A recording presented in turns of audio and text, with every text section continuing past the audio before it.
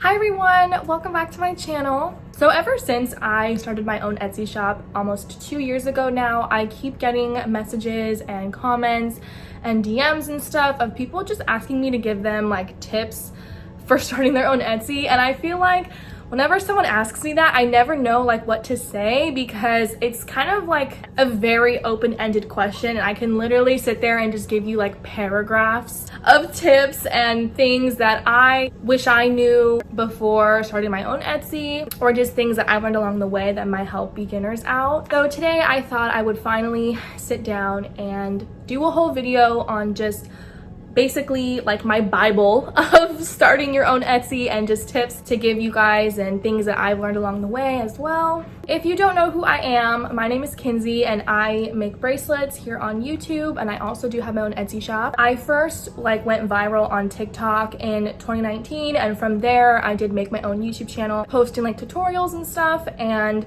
it kind of just skyrocketed from there. And then eventually, once I turned 18, I did start my own Etsy shop and I began to sell my bracelets. So my experience with my Etsy is definitely a lot different than probably most people's, because I already had a following before I opened my Etsy. So I kind of already had people interested in purchasing from me. So I don't really have a lot of advice for starting out and like pretty much just starting from like the ground up basically. My experience is just really unique with Etsy and social media, and I'm honestly so thankful for it, for sure. I actually wanted to sell my bracelets for years before I even started doing YouTube. So the fact that I actually get to do it now, it's just so great. It's awesome. So anyway, I have my little notebook here with all my tips listed out. So let's just go ahead and get started. Obviously, first and foremost, if you want to start your own Etsy shop, the first thing you're going to need to figure out is what exactly you're going to sell. But some important factors to think about when figuring out what you're going to sell on Etsy is the shipping. Shipping is going to be like a huge issue. So if you're going to be selling like giant pillows, you're gonna need to actually ship these out. So you're gonna have to buy boxes big enough to fit these pillows.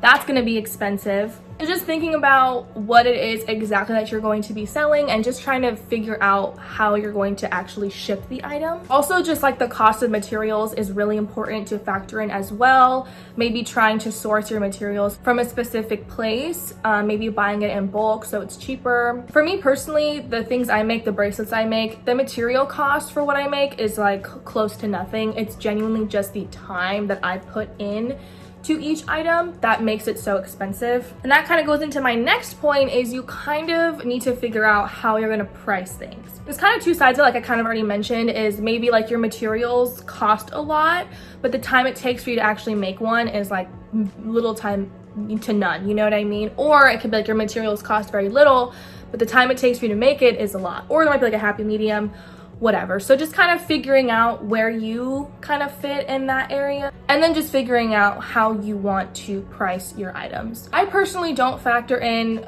really any material cost whatsoever into my prices, just because again, the cost to make each thing is like very little. I pretty much just focus on how long the item took me, how big it is, how like complicated it was to make, things like that. Like these two bracelets are probably going to cost really similar in price because they're pretty similar in size and complexity as well. But then the same also goes for like these little keychains. Again, they're pretty similar in size and complexity, so they're going to be probably around the same price. Something to also take into account with Etsy specifically is that Etsy does take out fees whenever you make a sale. So first of all, it costs 20 cents regardless to make a listing, to just list something on Etsy to sell it. It costs you 20 cents to do that. There is a transaction fee, there is a shipping fee, and then there's like one more, I think. I don't quite remember.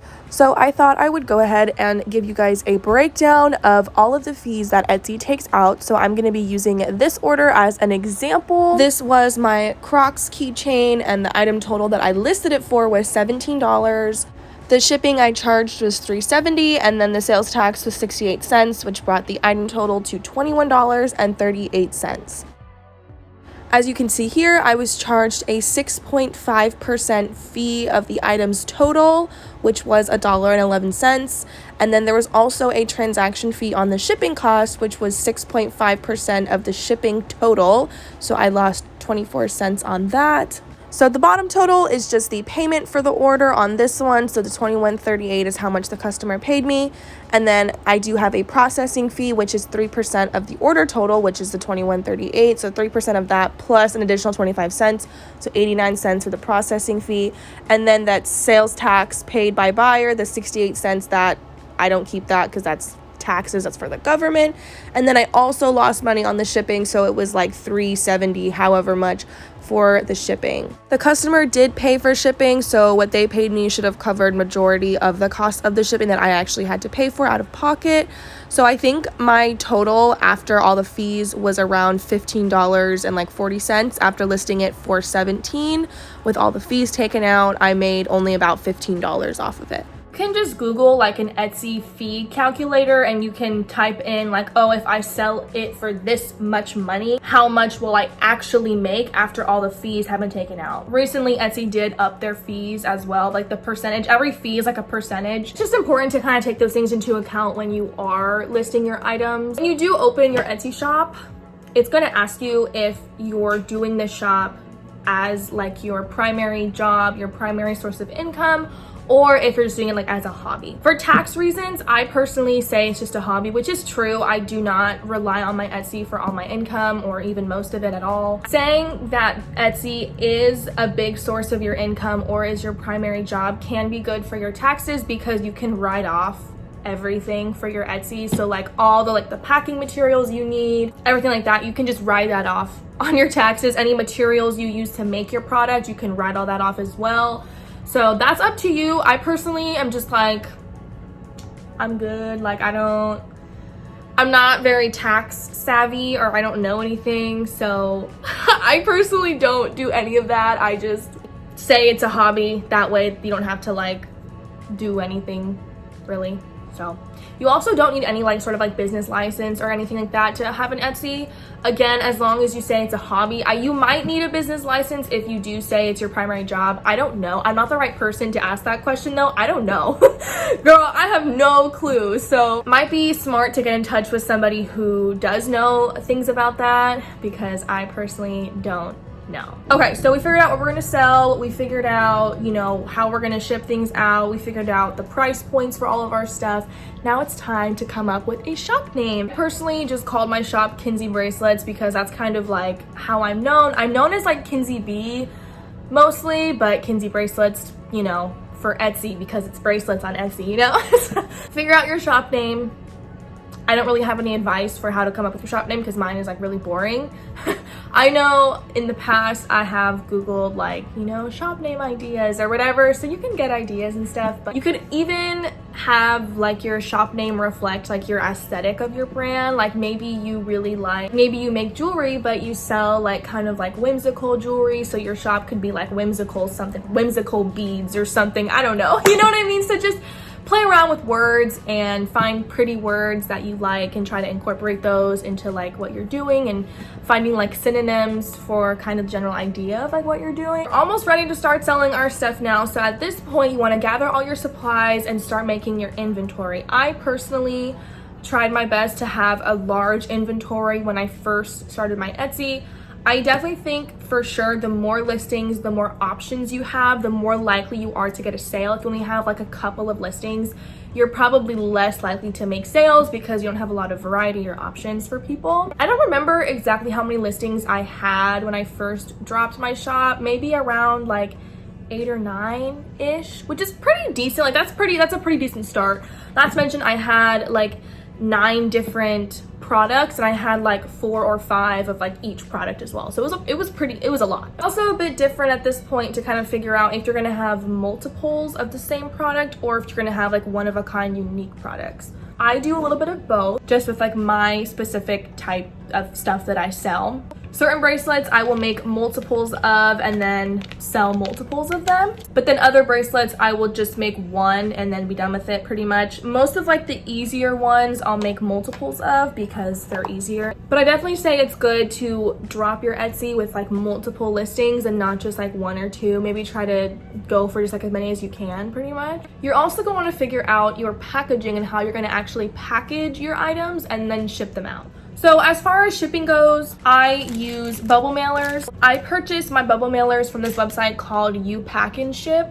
I'll link it down below if you guys are interested. You can like bulk buy bubble mailers. I want to say like a hundred pack of bubble mailers, like these ones specifically, are probably like, it's probably like 20 bucks or something. It's pretty inexpensive. You can also use poly mailers. These are those little like thin envelopes. These are really good if you're selling clothes. I know a lot of people will use these for clothes. Something that's also really important that you want to keep in mind as a small business owner is your carbon footprint and the sustainability of your items and your packaging. Only like problematic part of my shipping is the bubble mailers themselves. They're plastic. They're not really reusable at all. But everything else that I send out is paper or reusable, can be recycled, or it's like a reusable whatever it is. They do make like compostable, recyclable, reusable, biodegradable, X, Y, and Z mailers and poly mailers and this and that. I have looked into it before, but it's just really expensive. It is really expensive, you know, obviously, to get like those more sustainable options, which is really unfortunate. I really wish it was more accessible, but I looked into it, like just one brand before, and it was like legit like 80 bucks for like 50 mailers or something, and I was just like, what? Like that's ridiculous, you know. And I haven't looked into it too much because again, I do still have a lot of my other mailers still, so maybe once I start to like run more low, I can maybe look into a more sustainable option. But that is just something to keep in mind. I will say again, it typically, what I found is that it is more expensive to purchase sustainable items, which is unfortunate. So if you're just starting out, you know, don't feel bad or whatever, but I would just keep in mind and just be conscious about those things and just try to maybe make certain decisions that might be more sustainable when it comes to your business. I know other people and other sellers have reused their old packages. Like if they got a package from Amazon or something, they would reuse the mailer for their Etsy, which is also a good way. You can also totally do that. So I use these little like mesh bags. I think these are called organza bags. Organza, I think is what they're called on Amazon. But they're those little like mesh drawstring bags, and I do use these to ship out my products. So I would just take the product and then I just put it in the bag and then close it up and then just ship it out like this. It looks really nice, and these little bags are reusable as well, so people can keep these and reuse them for whatever they want. And then I also like to include a little thank you card. Also with my cards, I do include some free stickers. So freebies are like another thing you can kind of play around with your shop. I do sometimes give away actual like free product, like free bracelets and stuff to people, only to people who are like continuing repeat buyers. I will do that for, or if they have like a really large order, I will also give them a free item. I wish I could do it more, but it's just, again, these items, they take me forever to make and I can't do it as much as I want to. But that's also a thing you can do, is just give out free product or whatever other freebies you want to do. I know some people have done like candy. I don't know how I feel about that. I don't really like that, just sending food in the mail. Like, it's just, no shade if you do it, but I just know, like, as myself, as like a customer, if I were to receive candy in the mail, I probably wouldn't eat it. Just, I don't know. I think a really easy one to do is stickers though. So I keep all my stickers in this cute box, and I have a bunch of them in here.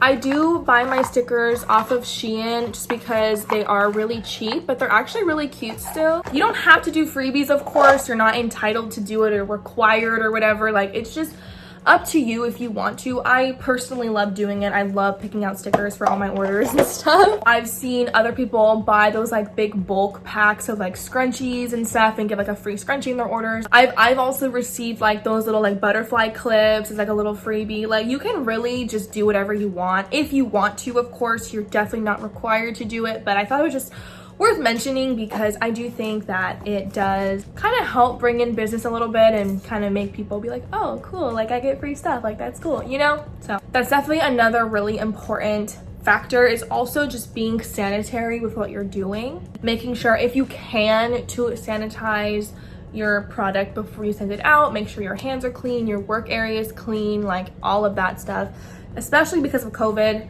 as well. That's also really important. So just being sanitary, being sustainable, those are important things just to keep in mind when you're doing your Etsy. I feel like I need to talk about shipping a little bit with you guys. So you can potentially factor in the cost of shipping into your price and then offer free shipping. Or you can just offer the shipping cost. You have to pay for shipping. Shipping costs money, and it just costs money to send items, so somebody has to pay for it, okay? Recently, each of my orders typically costs me $3.86 to ship. I charge $3.70 for shipping, so for a while I was only charging like $3.20 for shipping, so I was spending like almost like 70 cents out of pocket every time, on top of all my fees every time out of pocket for shipping. So I did increase my price because that's just how much shipping costs. Like, I'm not making a profit on shipping. If I was, I would be refunding money, but shipping costs money, so that's just something important to keep in mind. International shipping is also really important to take into account. I think I charge $15 for international shipping because that's literally just how much it costs. So I purchase my shipping labels straight from Etsy, and then I print them out through Etsy. And I do have a Rollo printer. So this is also something that I wanted to like really touch on. As a business owner, you're going to need to obviously ship out your items, and each package does have a shipping label on it. I print them out using my Rollo printer. So my Rollo printer, that's the brand. Rollo is the brand. It is a thermal printer. I highly recommend getting one, but I have a few things to say about it. So thermal printers are great. I think all of us know that normal printers are so expensive because ink is ridiculously expensive. A lot of times the ink costs more than the printer itself, okay? Ridiculous. So thermal printers are amazing because they don't actually use ink. I don't know how it works, but you don't have to use any ink at all. It's like just heat or something. I have no clue, girl. I don't know, okay? I just use it. So you have to put no ink whatsoever in there. All you have to do is just buy the label. So my printer was $300, which is also kind of sucky about it, is that these thermal printers are expensive. I, again, was in the fortunate situation where like I already had an audience to support me that was interested in purchasing from me. So my Rollo printer probably, like, I don't know for sure, but I'm sure it paid itself off within the first month anyways of me having my shop open. Some people probably won't see that type of sales in their first month or even their first 2 months. So it's an expense for your business. For me, it was worth it because of my situation. It's totally up to you if that's what you want to do, but I highly encourage getting one. It is expensive. There's other brands besides just the Rollo one. I have not looked into other brands. I have not seen what the other ones are. The Rollo is great. It hooked up to my computer flawlessly, and it had this whole like video guide on how to install it and all the settings and whatever. Prints perfect 4x6 labels every time. It's fast. It's not sponsored, by the way, but like it's good. So I have not personally seen other thermal printers, but I'm sure you could do some research. I don't really know how much they would cost. Mine was $300 though. So you can also just get like a normal like at home like office printer and just print out your labels on like normal paper and then just cut it out and then just use like packing tape to tape it onto your package, whatever you want to do.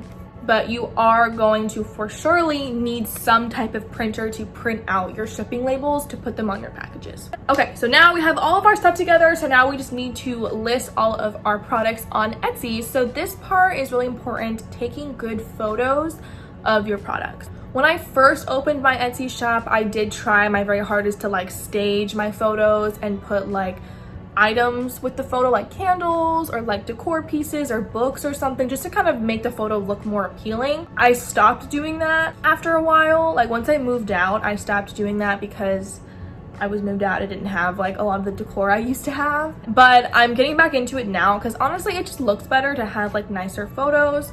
So I've been trying to pay more attention to that instead of just having like the bracelet on like a white background. I tried to actually make the scene look nice and like stage it a little bit just to kind of make it look nicer, you know? I do edit my photos, but I edit them very lightly. You do not want to over edit, because if you're changing the look or the color of your product, that's false advertising, you know, and it might look different in person than it does in the photo and people might get mad. So I very lightly edit my photos. I put like a very light filter. I do it on Visco, and I'll like put the filter on and then put it down to like 3, you know. I put the I usually will do exposure up just a little bit, just to kind of brighten it a little bit. And then I will also sharpen my photos because it makes it look more concise. And then I sometimes will play around with like the saturation or the contrast sometimes, just depending. But I pretty much just focus on making my image look a bit brighter. I don't really like go on full edit mode with it, just like kind of brighten it a little bit, you know, make it look a little nicer kind of thing. When you do, you know, do your listing for whatever product you're doing, you're gonna add your photos. I take multiple photos, try to take as many as you can, definitely like front, back, side views, depending on like what it is. You can definitely also just go onto Etsy and look at what other shops are doing and just kind of get inspiration from like what they're doing, but photos are definitely like really important. Also, your title for your product should also be like clear and concise and actually make sense with what you're selling. I know some people will go in and put like all types of like keywords and stuff in their titles. I don't really do all that. Like for this one, I would put Harry Styles, fine line, friendship bracelet, handmade bracelet, keychain, something, you know what I mean? Like just whatever. So some people will put like Halloween, Christmas gift, Mother's Day gift, Father's Day. Like some people will put like keywords in their titles. So you can maybe do that. I don't really know how like the algorithm works, but kind of just play around a little bit. But you kind of want to make sure you're like sounding professional and you're not just saying like Harry Styles, cute stand girl, cute thread keychain, funny, summer vibes, cute girly, you know, like you want it to actually make sense and like be professional, you know what I mean? Also, your descriptions are really, really important.